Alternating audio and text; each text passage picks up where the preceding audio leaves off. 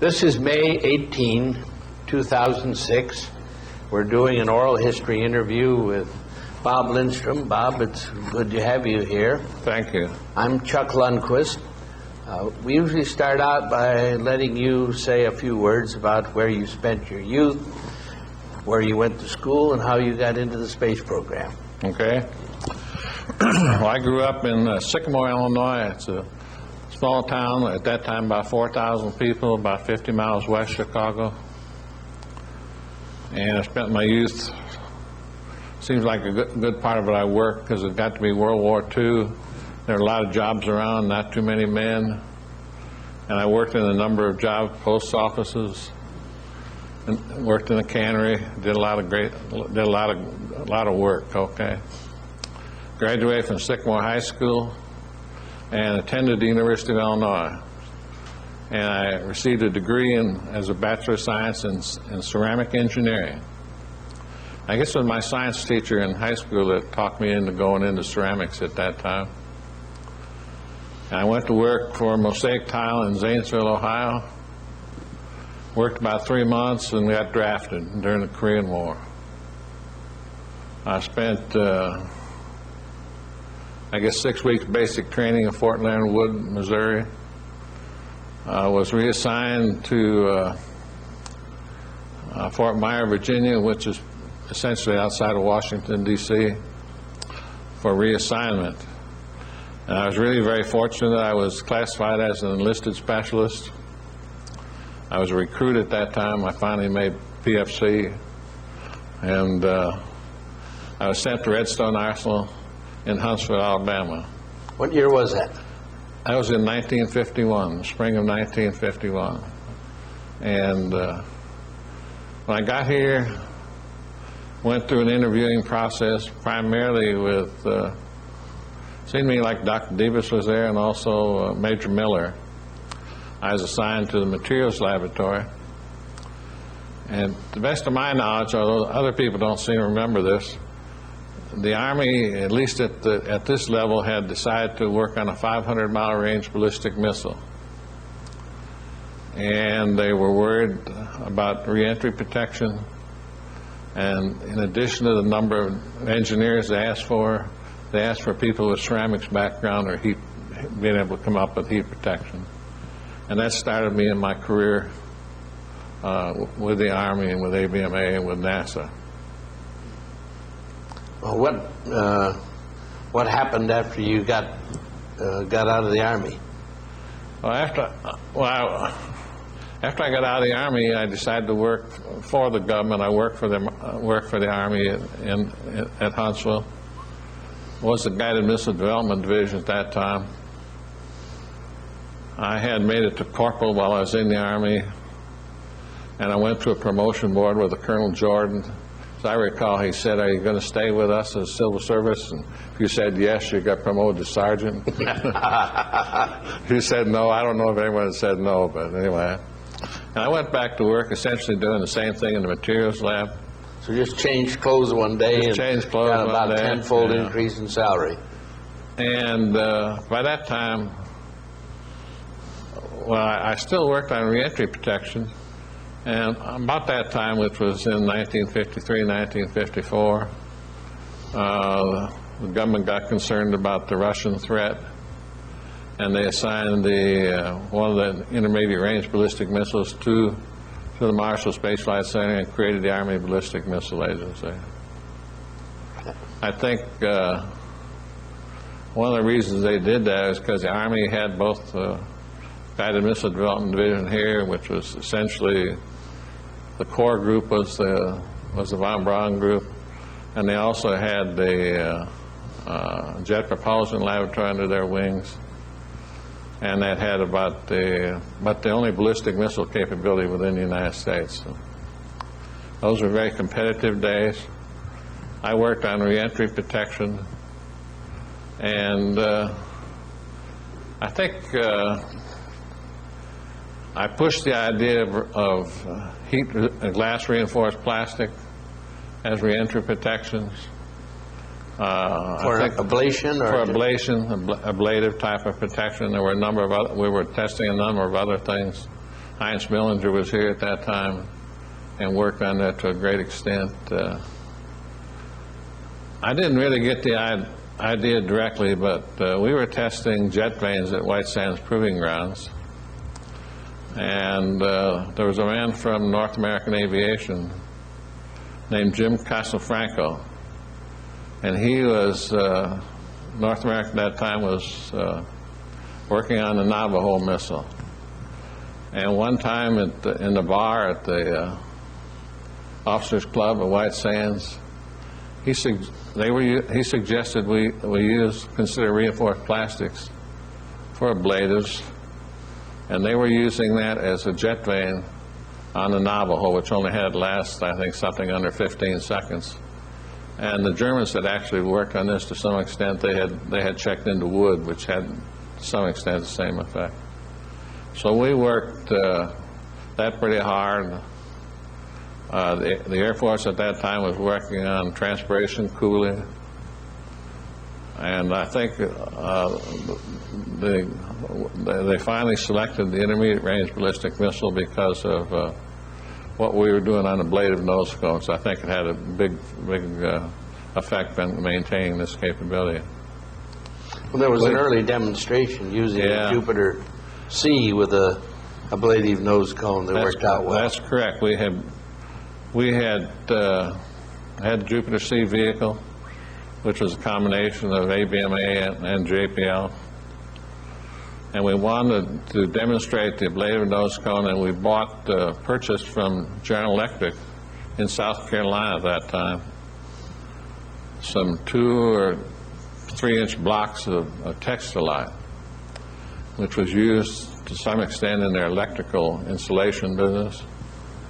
And in our labs, in our manufacturing lab, they used these sheets or blocks of textilite and formed a number of frustrins and built a nose cone.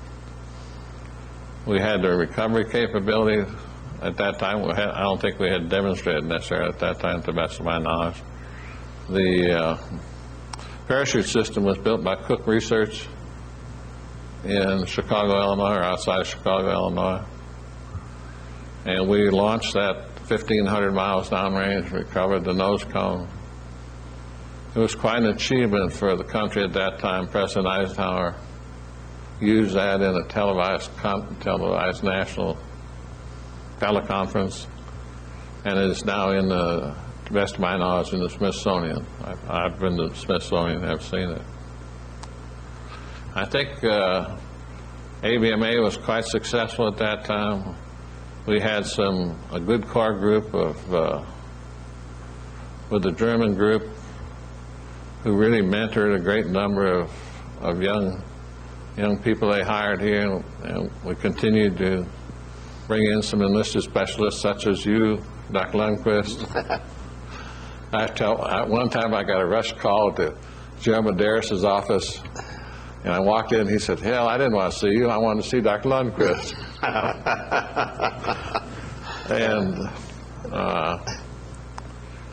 But we were quite successful with that, quite successful with the intermediate range ballistic missile. And in '56 or so, the government got interested, especially the people at the Advanced Research Project Agency, got interested in a large booster, again to compete primarily with the Russians. And people up there was a Colonel Thomas and Dick Canwright and Chuck Goodwin. And ARPA, which was under the direction of a vice president who had retired from General Electric, Roy, somebody, I can't remember his last name, I'm sorry. But they felt the organization to do this was Marshall, was ABMA and Marshall. As I mentioned, we had strong military leadership as well as we had strong civilian leadership and a very great technical capability. And they came down and talked to the von Braun group, and a concept was developed, I think by Hans Kulle and other people, to cluster a series, some Redstone tankage and some Jupiter tankage along with both basically some Jupiter engines, which were slightly modified in their packaging, and develop a capability for 1.5 million pounds thrust. We originally were just assigned to do the booster. At some point later, they asked us to talk to them about launching 4 of these vehicles, and with 2 of them with some type of a payload on. I recall sitting in, at that point in time, we didn't have too many computers. We were in a teletype room which was classified, and Medeiros was going to give them a cost. I remember what he said. He said, I'm going to show those guys in Washington how you get really sucked in.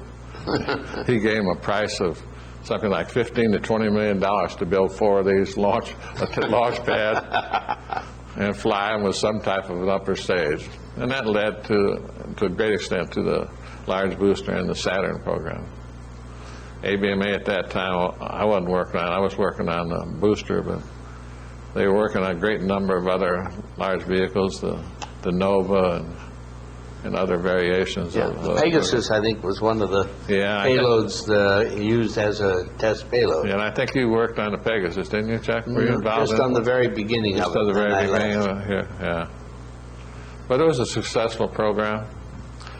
They decided to operate it after that time, and by that time I had moved out of the laboratory, and I was working for a long time as I'm getting way ahead of myself here.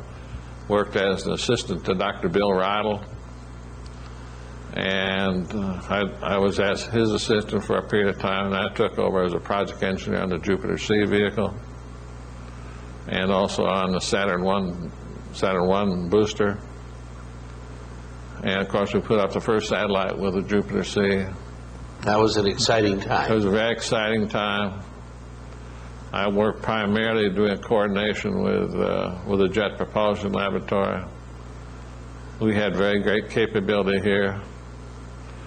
I've often thought that one of the success of that program was we really didn't have too clear an interface.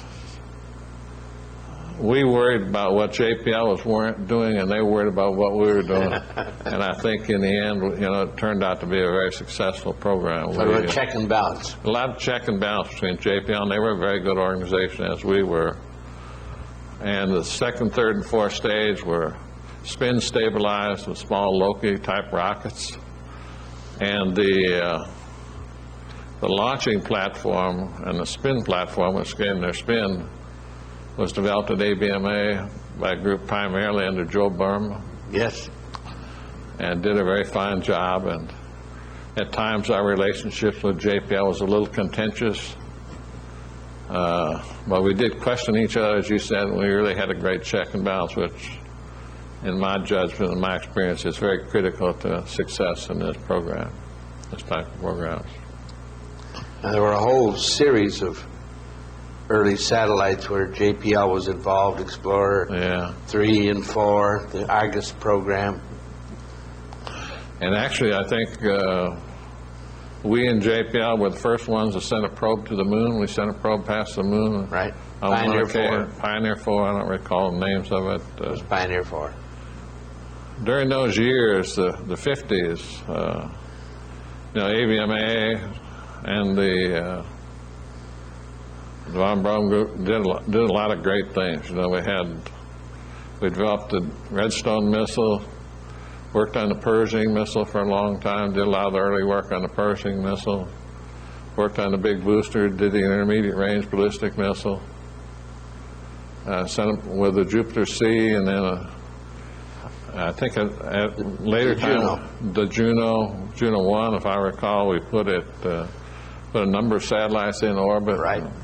Just really a very busy time in which we had a lot of success and had a lot of good programs. Most of these programs were assigned by the Advanced Research Project Agency in D.C., and I think we got those assignments primarily because of the success we had and the capability we had technically and managerially. I I worked in the Saturn I and the Saturn 1B. At one point in time, we were going to do a Juno with a Airjet engine, second stage. I remember we had a steady contract with Martin Marietta, well, Martin Company in Colorado for a second stage, and then eventually we changed that thing and they started the larger booster program. So I stayed with ABMA. Well, it became NASA after the first satellites were put up, and NASA took over. And of course we lost most of the military people, although some stayed with us as civilians. NASA brought in some very good administrative people. They brought in one of their top civilian personnel people. Again, his first name is Bob. I can't remember his name, but he really helped put the organization together. We actually did a lot of recruiting at that time. I can recall going to the University of Alabama and to Auburn, Tennessee Polytech, with a group of people from here, recruiting young people. We recruited a great number of people when ABMA and NASA came in. I think that was primarily an ABMA function, not quite so much Marshall. And I left in '63. I decided to leave NASA. Some friends of mine had left and formed a company, and they asked me to come with them, and I finally decided to do it. And Saturn 1B was in progress at that time. Lee James took it over from me, as I recall. I went to work for a company in Huntsville called Spacecraft, which was a very small electronics firm. Did most of its work with NASA. Now, I remember Olin King worked on Explorer 1. Olin King and Bill Griever. People had worked on Explorer 1, and they always stated that, hey, one of the reasons they formed the company because they had worked on the small satellites here, Bill Griever and Olin King and others, Mitchum and others, and the Army decided they weren't going to do anything more in satellites at that time. NASA, I'm getting a little mixed up, NASA, I believe. And so they decided to form their company. I stayed with them about 4 years or so. Had some success, some not so much success. I became president for a while, and then I left and went to work for Northrop here in Huntsville for General Jack Barkley, who had been in the ABMA. I worked on, we were primarily a support contractor to their ballistics lab out here at NASA. But General Barkley and a good friend of mine who was there, Dave Hammock, we were always interested in doing something a little more bolder. And the Army at that time went out for a bid on a multiple range, the Mars program, multiple artillery rocket system. And Northrop in California had worked on some weapon systems, and we convinced them they should let us bid for a $500,000 study. And so we bid that thing out of the support group in Huntsville. We took a very innovative approach. We figured that would be the only way we'd get their attention. They may not like some of our ideas, but they'd see the innovation. And we won that study contract, which was quite a thing for a little small, little old support contractor here. And we won that contract. Northrop eventually did some work on implementing that system. About that time, I had a call from that Dr. Reese wanted to see me. He was Von Braun's deputy at that time. And he asked me to come back to Marshall. And so I went back to Marshall. What year was that? I think this was in '71, '72 or so. I was gone about 7 or 8 years, 70, 71, 72. And Reese told me at one time that Von Braun wanted me to take over Saturn V from Art Rudolph or Lee James, I'm not sure which one. But that didn't pan out, and so I went to work in the Propulsion Vehicle Engineering Lab. I worked for Matt Siebel. I was deputy. He was director at that time. We were building a good deal of hardware at that time, principally the Apollo telescope mount and the multiple docking adapter for that program, for the AAP program. And we had some success. We did a pretty good job building. I think the ATM was one of our first big telescopes, and I think it was a success. You probably know a lot more about that potential, Chuck. It was a great success. A great success. And for quite a while, the results from the ATM on solar observation were the best in the world, and the best understanding of the sun came out of ATM. It's one of the other great things this organization has done down here, I thought, and along with AAP, which eventually turned into Skylab. Excuse me. And I worked in the lab for a long time, and there were some significant changes at NASA at that time, or at Marshall. Just after I came back here, and I don't recall the years too much, Dr. Von Braun got assigned to Washington as assistant administrator or associate administrator. Dr. Reese took over as director. And eventually Rocco Petrone, who had been here during the ABMA days, or at least during the GMDD days, and later transferred with Kurt Davis to the Kennedy Center and took over as sort of the Apollo operations down there, came back as center director. I continued to work in Propulsion Vehicle Engineering Laboratory. One day I got a call from Bill Lundquist, who was at that point Dr. Petrone's deputy, and he said, "Hey, Rocco wants to make a change in the shuttle office, and he wants you to move up there as deputy." So I moved up there as deputy, and then a little later Rocco decided to make a change, and he called me in and said, "You're the new manager of the shuttle projects office." Didn't have much more to say. And he said, "We're going to change the space shuttle main engine manager too. What do you want?" And I said, "Give me a few hours, you know." At that point in time, I had been assigned with Herman Thompson and a few other people to work on a reorganization of the laboratories, the center.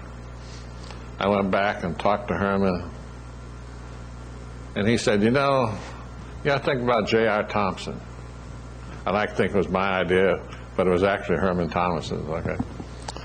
J.R. had been sort of he was obviously a very strong individual. I didn't know him that well.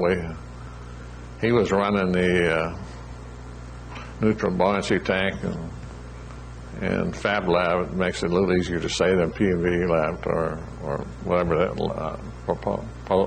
I forget what it was. And he always seemed to give us a lot of trouble, so I realized he was a pretty strong guy, had strong thinking. And that he was. He had been selected to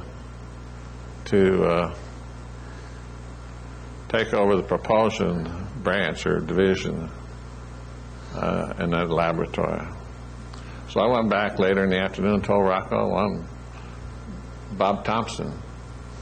He was aware of Bob because Bob had worked heavily on the Skylab with him, and he made that assignment.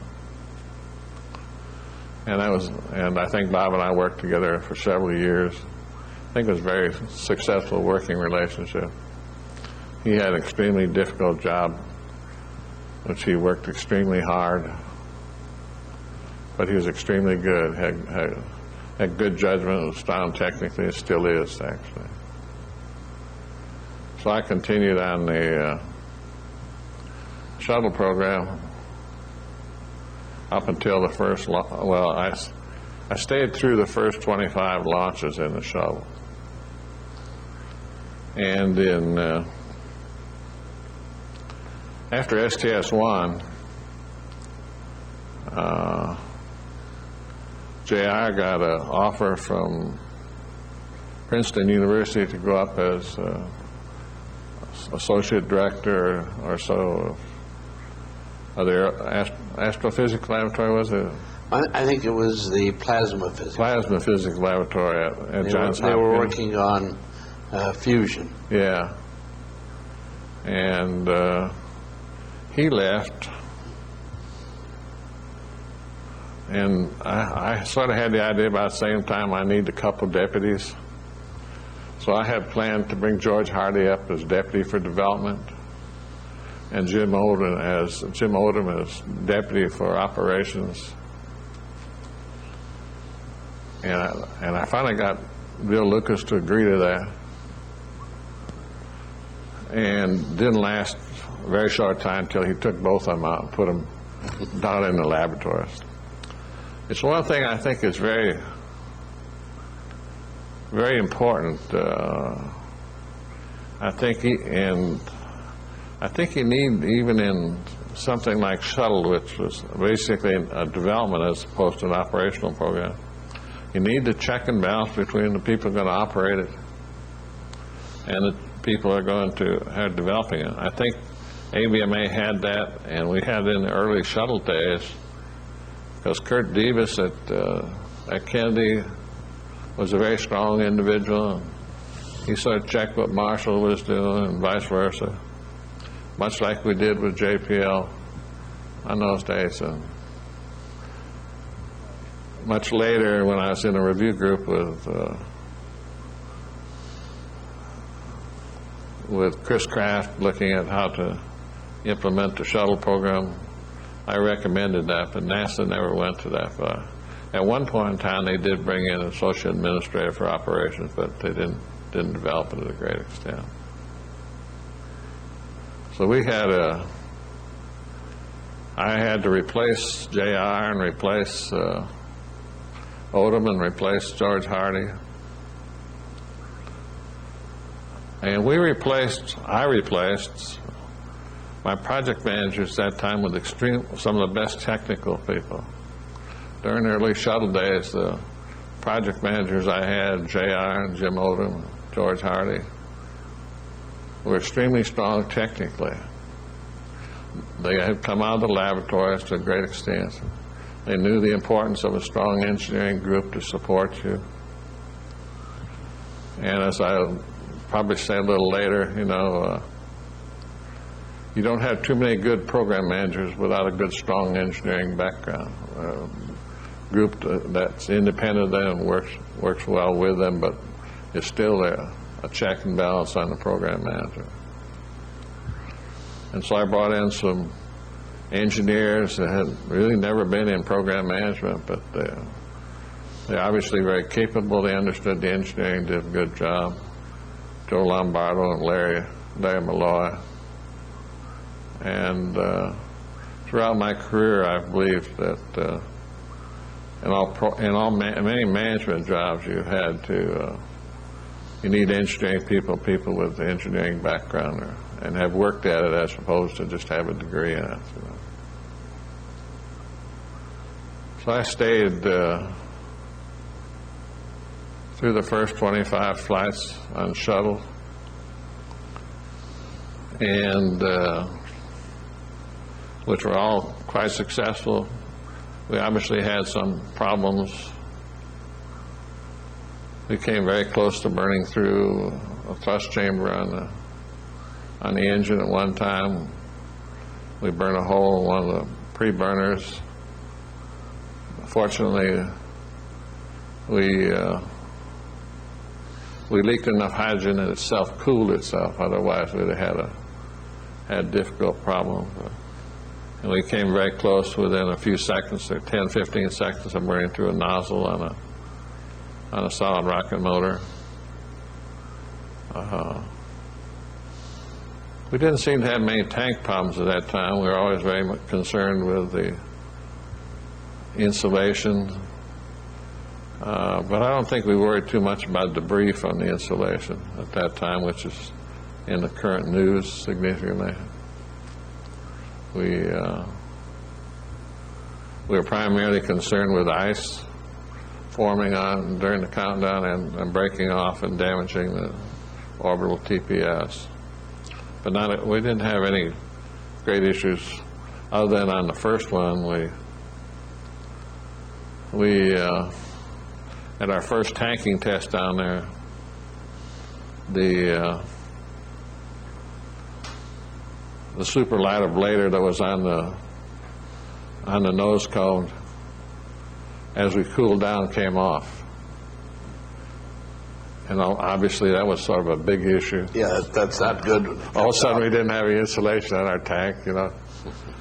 So our people worked it, our materials people, as well as Wayne Littles, who did an analytical characterization of the failure, and we solved that problem to a great extent, although we continue to have problems with the insulation. Some of the problems we had were just because vendors would change formulations without telling the prime and that type of thing. But we had a very good Lockheed Martin organization, or actually it's a Martin organization at that time. They had a lot of capability, and they had built Titan, a great number of Titan missiles at that time. I remember one of the first lessons we taught them, I don't know if we taught them, but on their first weld of the larger shuttle tank, they didn't do a very good job. It was sort of a bad weld. So we went down there with a group of people, Jim Odom and myself. I think Dick Smith was with us.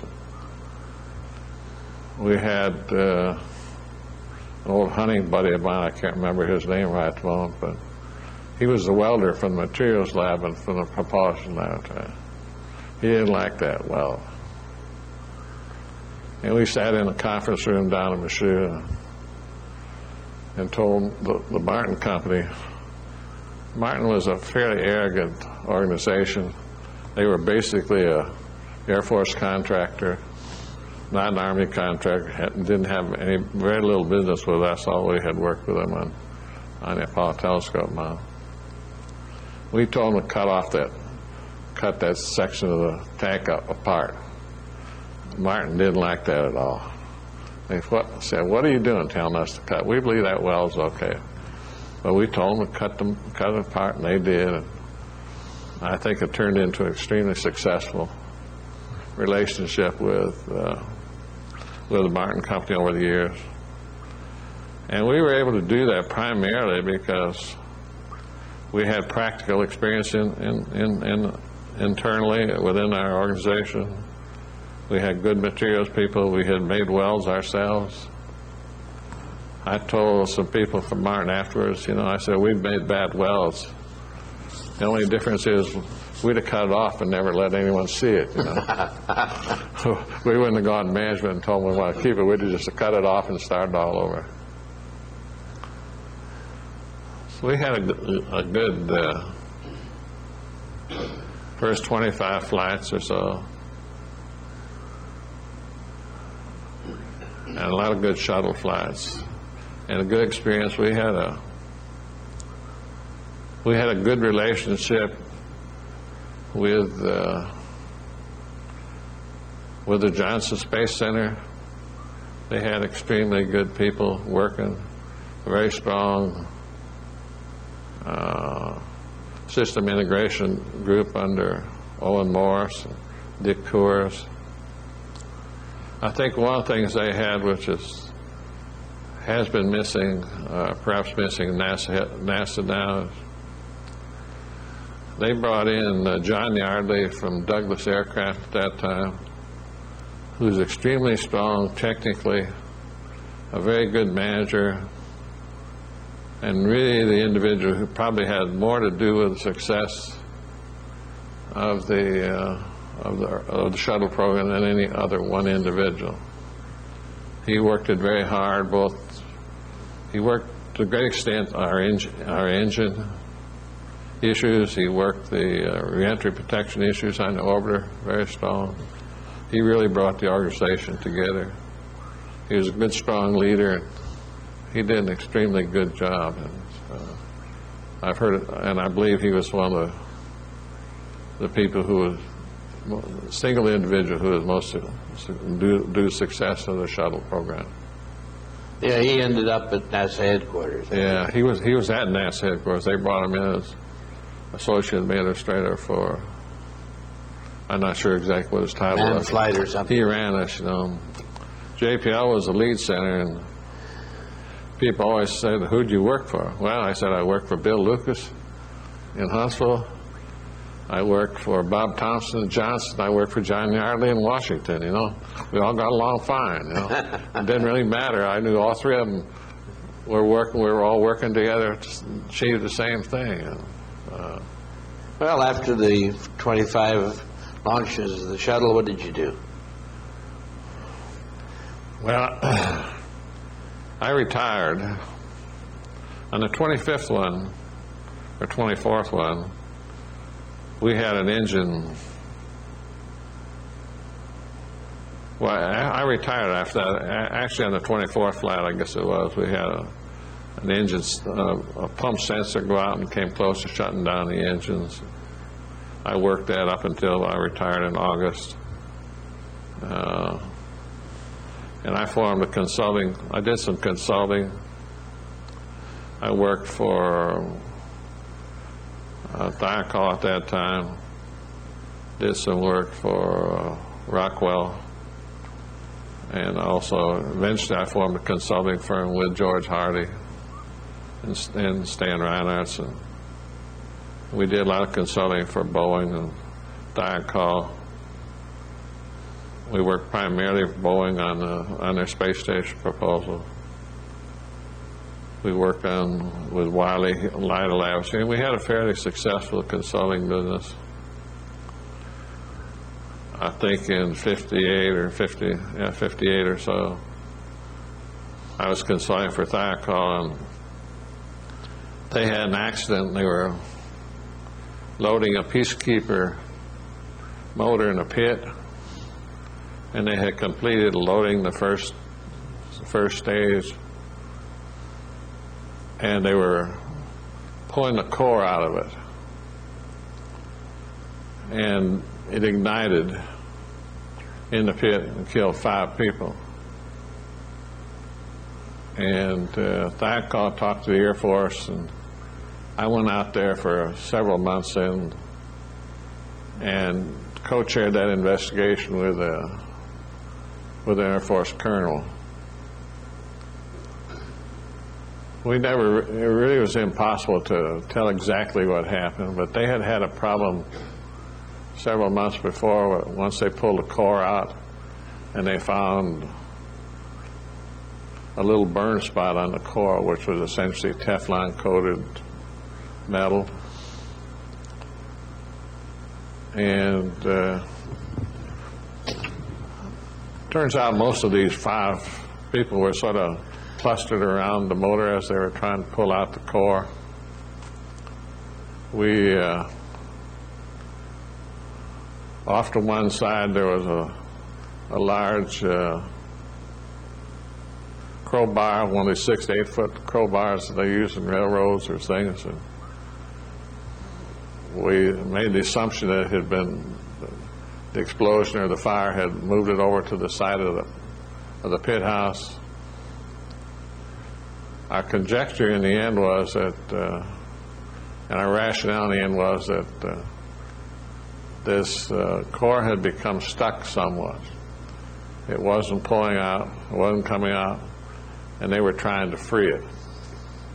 And all of a sudden it freed quickly, formed a static electricity charge, and ignited the motor.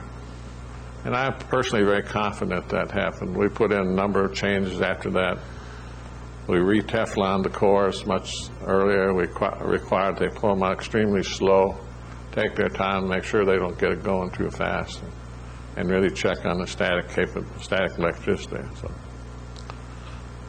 and I finished that and came back to work again with George and on the Boeing proposal. And a few months later, in January, of course, they had the Challenger disaster. And Thiokol asked me to come out and take over essentially their big city operation, which I did finally in the fall of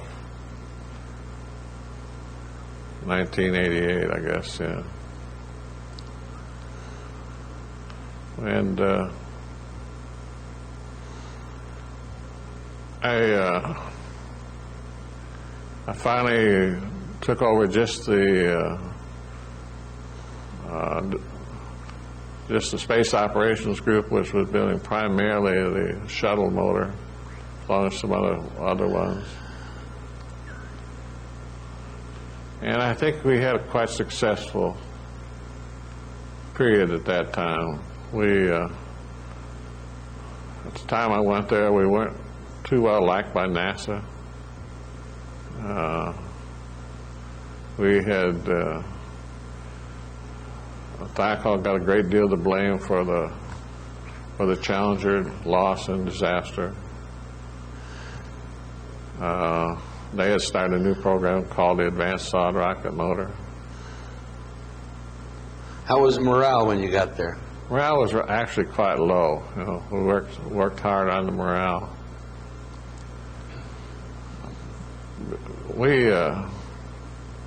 We developed, well, at that point in time we were Morton International. We weren't Thiokol. We were Morton International at that time. And we sort of developed a strategy that, hey, we're going to do the best we can, and if the ASRM gets in trouble, NASA may say, well, you know, it's okay. We don't need the ASRM, we can stick to Thiokol. We did a number of things. The basic strategy was two of the things on the Advanced Solid Rocket Motor. Actually, I had worked on the Advanced Solid Rocket Motor proposal for Airjet at that time. I think I was working for Airjet at that time, just prior to that time.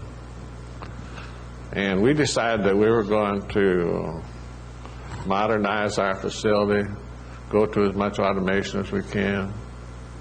And the corporation agreed to put up close to $100 million to automate the facility. We started our own zero base review. I brought a friend of mine in who retired from 3M, and he formed a zero base group, and we reduced our staffing, 250, 300 people. We weren't pushed by NASA to do it. We just knew we had to get our costs in line. We had to get cost and technology. You really turned the organization around. We sort of turned around. We changed our organization completely. One of the things I found out, and I get back to engineering, was that in our manufacturing and much of our support operations, we really didn't have sufficient engineering capability. So we had about four different groups that worked on the motor. Preparation of the case, which was obviously very important, and the casting, final inspection, and the nozzle. And we formed work centers, which was each could sort of handle things themselves, handle their work themselves. And we took a design engineer or a test engineer and made him head of this work center. We assigned co-located design engineers with him. We co-located quality. We co-located with safety with him. So essentially he operated as a small work center and had a product to turn out, and he could turn it out by himself. And I think that was very, very important to our success, you know. We did a great deal of the automation capability. We worked hard on improving our relationship and, you know, in terms of customer relationships with NASA and Marshall. I remember when I got there, one of our guys gave a briefing to NASA and Marshall over a telecom. I called the supervisor in afterwards, and I said, I don't want to see that guy again. I was embarrassed, you know. There was a great deal of focus on team approach out there. I think it's great to get people with different capabilities together to work on a problem. I don't like teams especially because they sort of take on a life of their own. I'm of the opinion that teams make for lazy supervisors. That if you have a stress analyst and he's on a team, you want to make sure his boss, who by definition is the best there is, the best you have at least, you know, really checks on what he's doing. And too often if you form teams, they don't do that, you know. I had a little bit of a problem. People would come to me discuss an issue and they say, well, the team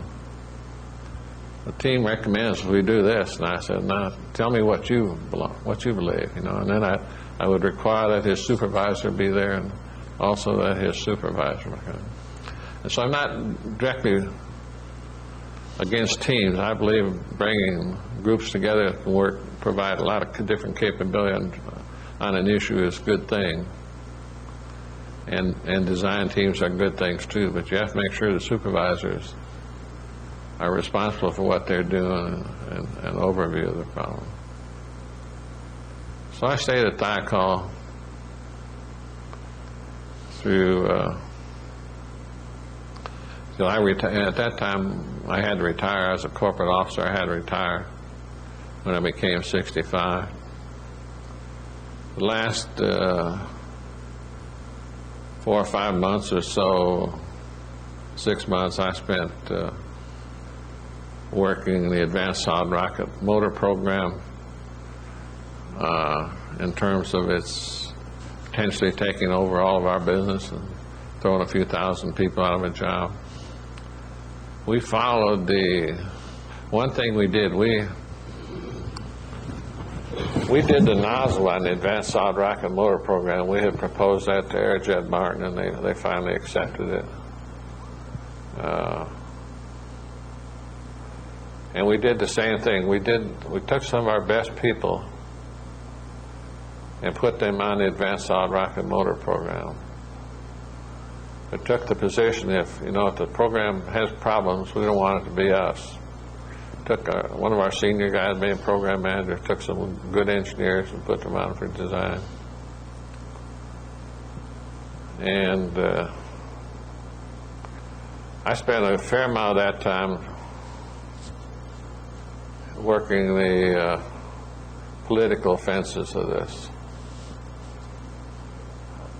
We didn't work it too directly. I did tell a few people within NASA, if they got into problems, we could help them politically.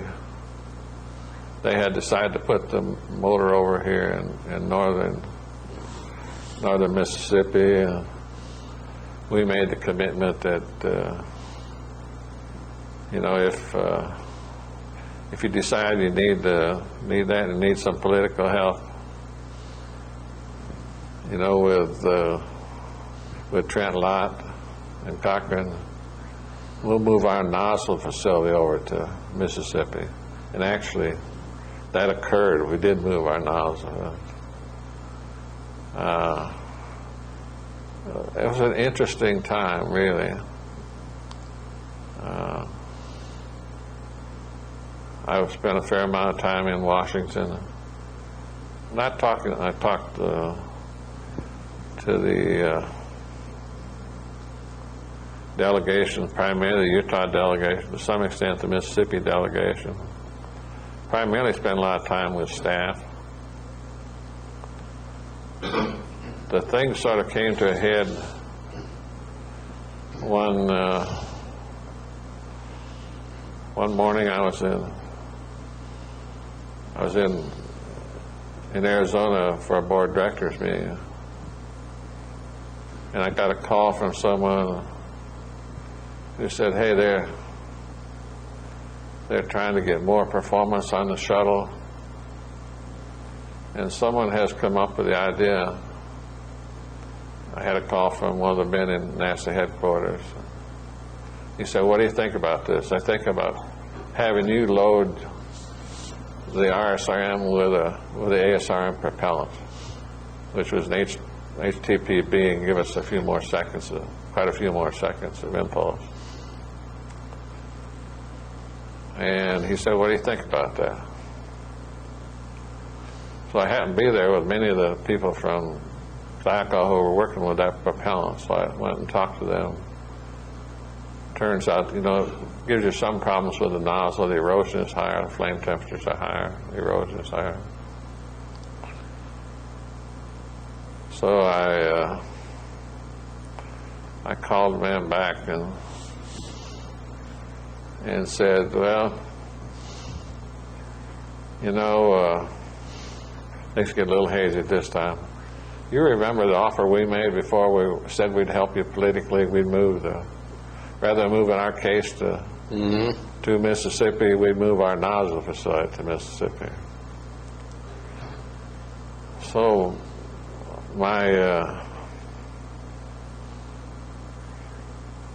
the CEO and I were in Washington, and we had talked to, we were in seeing the administrator at that time. He said, "Let me ask you a hypothetical question." He said, "If we canceled ASRM, what could you do for us? How many jobs could you put in Mississippi?" Well, he asked what we could do for us, and I said we'd put up the money and we'd move our nozzle facility to Mississippi. I hadn't even discussed with my CEO at that time. And after that, he went and talked to, I didn't go with him, he went and talked to Jake Garn, who was a senator and who had flown on the shuttle. Yes. Jake said, "Well, there's been some discussion of that, but," and this is hearsay from what Ed told me, I didn't discuss it. He said, there's been some discussion of that, but the Mississippi delegation has gone public so much, they're just afraid they can't come back on that thing.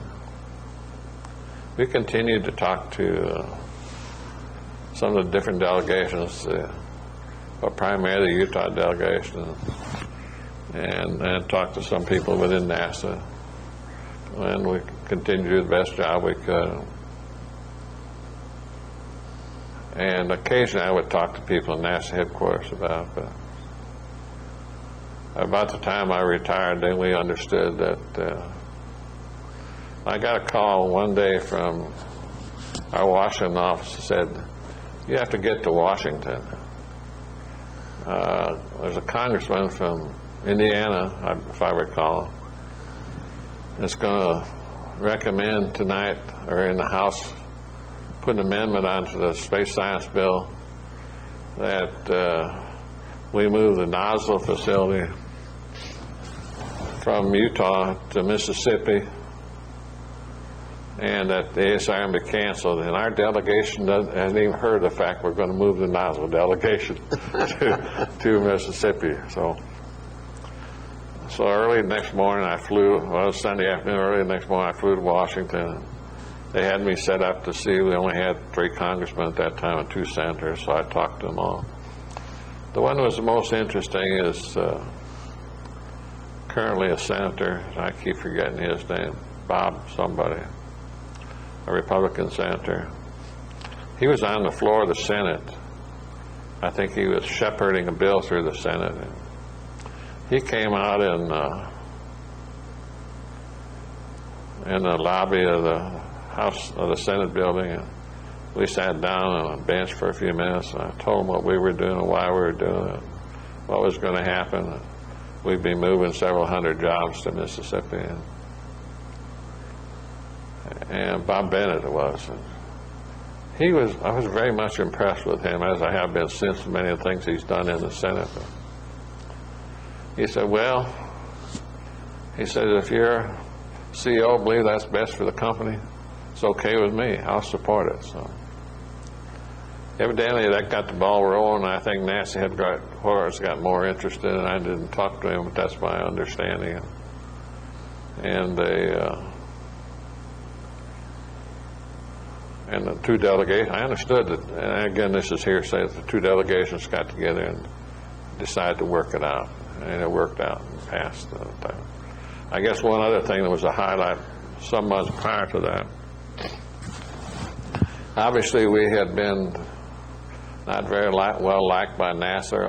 NASA was very unhappy with us in '86 after Challenger. And as I mentioned, what steps we were taking to try to improve our relationship with NASA. And in 1990 or 91, I guess, some prior to this, we were awarded NASA's George M. Lowe Trophy for excellence and superiority in quality and operations. And really, it was a big thing for Thiokol. Helped morale. It really helped morale. Even when we were first nominated, we took out full-page ads in Salt Lake City paper, one down in Florida. We would get comments back from the wives. Man, we've been hit so many times, we're happy to see us stand up a little bit, you know. And Dick truly came out and presented this to us. And we had a huge new final assembly building. We painted huge American flags on it, you know. And the governor came out, Senator Garden came and spoke. It was a great time, really. I think one of the highlights of my career is helping turn that company around, you know, with the people, and accomplishing that. Another thing I did, which I think I helped the morale, is in terms of communicating with the people. I started holding monthly dinners with the different groups, with their spouses or friends, and we would hold them in Brigham City. Not a very expensive dinner, but I would give a little bit of a talk, and then primarily answer questions. They would write out questions, and I tried to answer every question they sent in. Some of them weren't so nice. We did a personnel survey. My human relations director thought we should bring in a company to do essentially an attitude survey of all the people. It was fairly good, but we learned a lot from it. It can, you read about yourself, it can be it's interesting. Yes, yes. There's some things you're not doing right. You need to get a little bit better, but it was okay. You know, all in all, it was a good thing. And we answered every one of them for the people. Everything, we told them what we were going to do and when we were going to do it, and I think it was very successful too. I don't know if they've ever had a follow-up, but I think those things are pretty good. They can probably be very dangerous too, but I think they helped us. So my career at Thiokol, you know, in terms of having a very happy organization, a good organization. We did a lot of good things in addition to the dinners. We formed quality circles. We were having a quality month one time, and people came to me and said, well, here's the different things we're going to give out for quality. And I suggested, let's do something a little bit different. So I suggested to them we get a great big tent, and we have a revival, quality revival up in our area. And we had each of the work centers, and we even had work centers in auditing, the finance, and all that kind of stuff. They had to put in a display in this tent and demonstrate what they were doing to improve their quality, improve their operations. And we had a great time. We had that big tent, and I brought out a good Southern Baptist preacher from Alabama, Alex McCool. And he gave and we had this revival. And I announced that we had brought in a good Southern Baptist to lead our revival. I think it really, we really brought quality out to the people. It was interesting. Some of the groups that were putting in their displays of what they had done, how well they had done, got a little nervous that theirs wasn't good enough, and they kept improving them, So we kept that up there for a few weeks. Had a good time. Joe Lombardo was working for me, who you well know, Joe Lombardo, and great help to me, and eventually took over my job. He ordered every damn pizza in northern Utah, and we formed it. We served 2,000 or 3,000 people pizza. Yeah. We had a good time. Well, it was a good revival, and I think Alex McCool enjoyed it. I think it really helped the organization. So we did a lot of innovative things. We gave out. We gave each employee a certain amount of cash. They all got the same amount. It was either $200, $300, $400, or $500, depending on the award fee grade we got. And if we got a good award fee, and we got some pretty good award fees, then we gave a check to everybody in the company. I'm sure that was welcome. Money, but they take $200 or $300 home with them. Yeah. It's very helpful. We also gave out some safety awards if we had good safety. And one of our people had the idea, let's give out these awards in cash, and we'll give them $2 bills. And as they circulate in the community, people will understand, why did they get that? Well, it's for a safety award I got out of Thycon. So we had some good times. So it was quite successful. 5-6 years for me. I stayed consulting the Thycon for many years after that time. About in 95, 96, they had some problems, got in trouble with the administrator, and the CEO called me up one day and said, well, I've talked to the administrator. We want you to come back and do an evaluation of our operations. And I formed a team.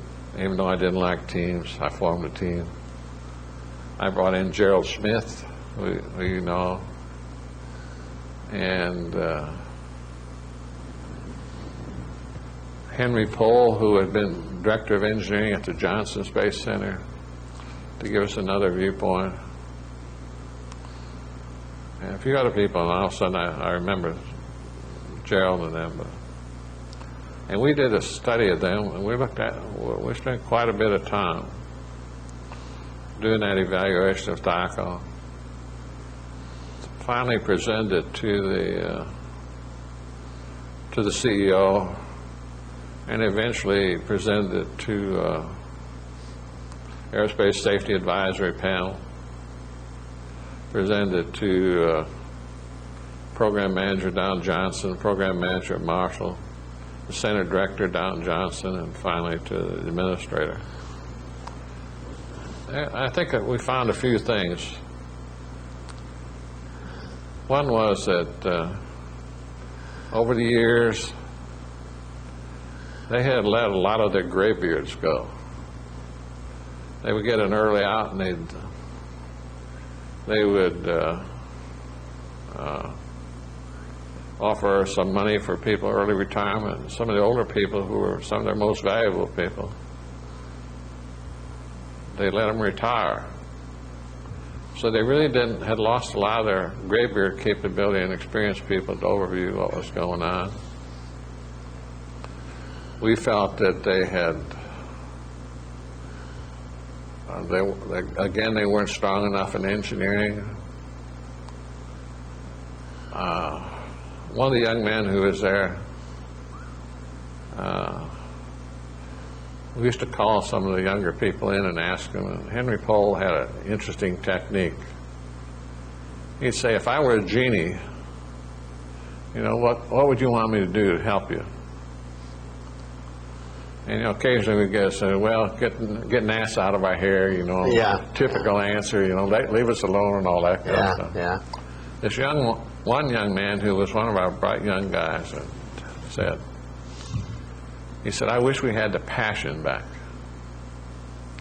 What he was saying is, you know, when we were competing, when we were getting ready to close our doors and we were competing with the SRM, you know, we had a passion to really do our job right, you know. Since that occurred in the late early 90s, and, you know, we got to George M. Low Ward and everything's gone fine, get good ward fees. In the last 4 or 5 years, we sort of lost that passion. And I think it's extremely important for management. In some way, they set a goal, you know. I keep going back to ABMA, you know, and the shuttle days, you know. And I gave a talk at Marshall not too long ago, and, you know, they didn't believe in competition between the centers or competition, you know, or I think much of recent management said, you know, one NASA. I told them, you know, one of the reasons we were successful, you know, is we were always competitive. We were competitive with Kennedy Center. We were competitive with Johnson. We worked well together, but we competed with them. We were competitive with the Air Force. We were competitive with Ariane, you know. At one point in time, Jim Beggs told us, hey, you got to get your costs down so we can compete with Ariane. So I think a little friendly competition is good. You know, all our labs competed with each other. And, you know, and whether that's passion or not, it's what this young man told me. He said, I wish we'd get that passion back. Well, how were your remarks They were all taken at Marshall? They were well taken. I thought one of the best things came out of George, whom I think was Director Johnson at that time. A friend of mine, I can't remember his name. He worked in the astronaut office. He was head of flight operation at the time. Not too well liked at Marshall. When we left his office that day, he said, I want you to come back in 6 months and tell me whether THIACOL has done these things. You know? And we did that, you know. We went back out to THIACOL, reviewed what actions they had taken, and sent a letter to the administrator, sent a letter to George, and as well as Marshall, and told him what we had done. Well, you mentioned you had talked to Marshall lately. How were those remarks taken? Well, it was an interesting thing. A friend, one of the workers here who was in Human Affairs at headquarters after Columbia, he said, hey, we're working culture around NASA, and we're going to be at Marshall. Jim, I forget Jim's last name. I'll probably remember it halfway through my discussion. But he said, we'd like you to tell us what you guys did, you know, in terms of culture. How you did things.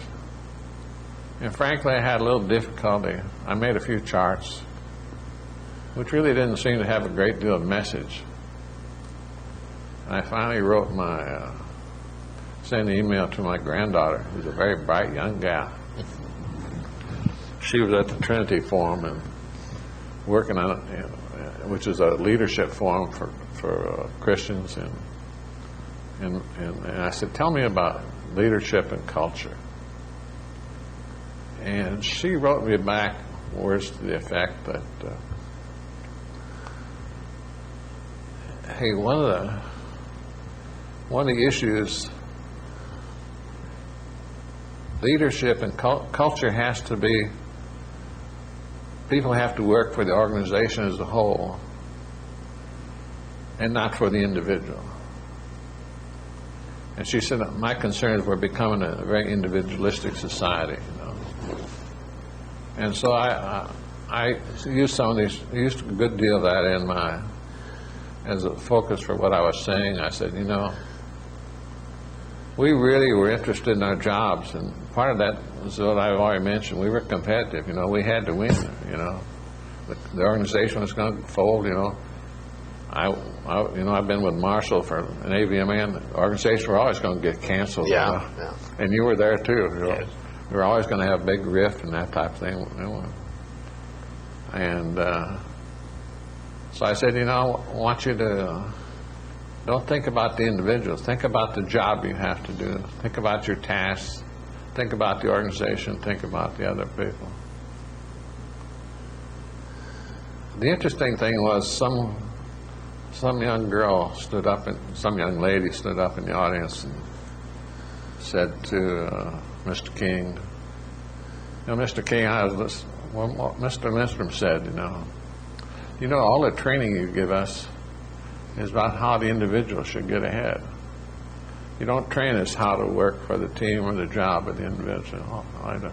I think it has some effect. You know, some of the people from headquarters said, well, you're probably right. All we do is train. Think about the individual. And a number of people from Marshall came up and said, you know, they agreed with that. So. Well, do you have any final advice that you would leave on the record for the new generation that's taking over NASA and trying to go back to the moon? Yeah, I probably have a lot of advice. No, I would think, you know, I had a call after Columbia. I had a call from a reporter at the Orlando Sentinel. Said, Miss Lindstrom, and she wanted me to talk about, she was trying to reach Chris Kraft, and I couldn't. I want to talk about the study we had done, and I sort of postponed that. I figured Chris should handle that. She finally said to me, she said, Miss Lindstrom, what would you do if you were to help NASA? What's your recommendation? I said, well, I'd strengthen the engineering at Marshall, Johnson, and at the contractors. And I think that's the one of the things, if I had my druthers, I'd really strengthen the engineering. I would move towards making all program people. Doesn't matter what courses they had in college or this type of thing. They need to have a good engineering background. Engineering teaches one how to think, you know, logically and be able to examine a problem and that kind of stuff. They need to develop engineers into being program managers. I would just strengthen engineering and I would put engineering forefront in their activities and what they're going to do. NASA has the other thing is NASA had a tendency in the last few years to downgrade the authority and responsibility of the center director. And I would restore that. He's the one strong individual that can pull it together. They've had a little bit of an issue of letting programs be run by people in Washington, which is okay, I guess. You know, if you have people like John Yardley, but he did not. You know, we knew we worked for the center director, and while we were doing things for Yardley, you know, Bill Lucas was responsible for what we were doing. So I would strengthen the engineering, restore the authority of the center director, make my program people technical people. I would carry on a very heavy recruiting program to bring in not only young engineers, but go out into industry and try to hire some experienced engineers. Essentially put the engineering organization back together. Put science, Marshall put science and engineering back together.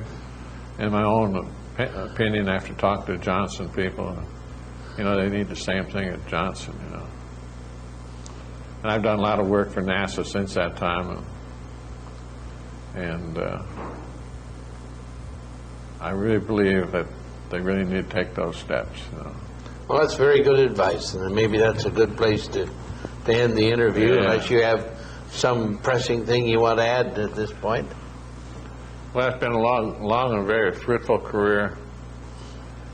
You know, I'm very pleased that the Army sent me down here, and I was very happy to work with the German group. I gave a little talk to some VAH senior citizens, senior class, one day, and I told them, well, I thought it was very appropriate that I followed Connie Danberg on the program. He was brought here by the Army. Yeah. I was brought here by the Army. I followed Connie, and Connie was one of my mentors while I was here, and so I followed many of his lessons over the years. And I was extremely fortunate to get in that group. You know, they gave us a lot of authority. They guided us, but they gave us a job to do and let us do it, and that's very important. And I've enjoyed my relationship with you. Well, thank you very much, and thank you for being here. And even old Robert over there, our cameraman, I've enjoyed him, working with him.